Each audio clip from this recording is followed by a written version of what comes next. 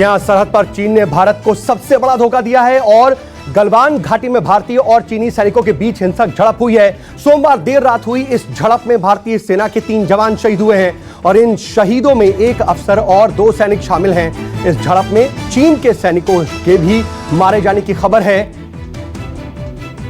आपको बता दें कि भारत चीन बॉर्डर पर विवाद पर कांग्रेस का बयान भी सामने आया है। कांग्रेस ने सरकार से सवाल पूछे हैं, रक्षा मंत्री और प्रधानमंत्री से सवाल पूछे हैं। भारत की सीमा पर सुरक्षा से समझौता बर्दाश्त नहीं, कांग्रेस की तरफ से यह बात कही गई है। जिस तरीके से सीमा पर लगातार विवाद जारी है और अब चीन की यह हरकत जिसमें भारत के 3 जवान शहीद हुए, उसके बाद से लगातार चीन के रवैये पर सवाल उठ रहा है और अब कांग्रेस ने भी सरकार से सवाल पूछे हैं। और कांग्रेस प्रवक्ता रणदीप सिंह सुरजेवाला ने क्या कुछ कहा है वो आपको सुनवाते हैं। वैली और पेंगोंग सो लेक एरिया लद्दाख में घुसपैठ कर हमारी भूभागीय अखंडता पर अतिक्रमण करने का दुस्साहस किया है।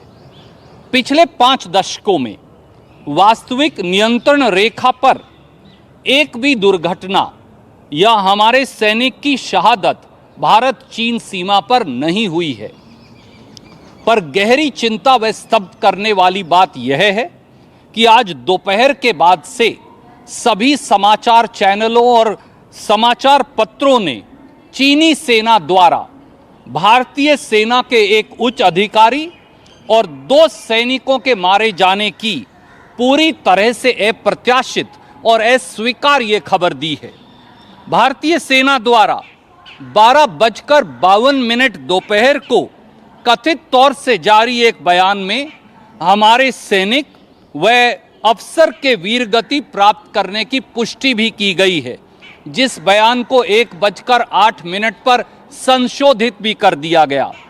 प्रत्येक समाचार एजेंसी और समाचार चैनल द्वारा भारतीय सेना के इस बयान को दिखाया भी जा रहा है।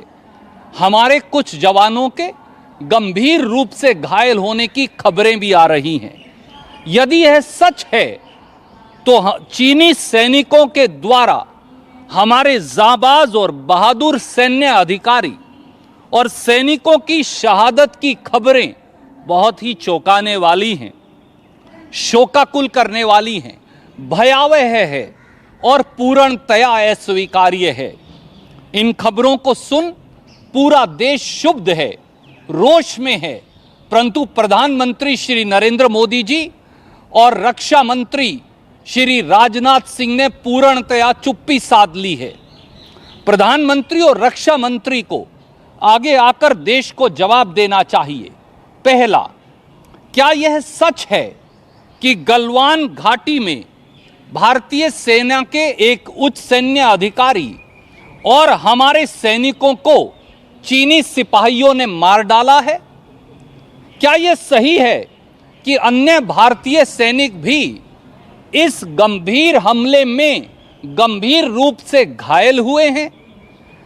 यदि हां, तो प्रधानमंत्री मोदी और रक्षा मंत्री पूरी तरह चुप्पी क्यों साधे हुए? ये बड़े सवाल कांग्रेस ने पूछे हैं, अब सरकार से सवाल पूछे जा रहे हैं, लेकिन इन सब के बीच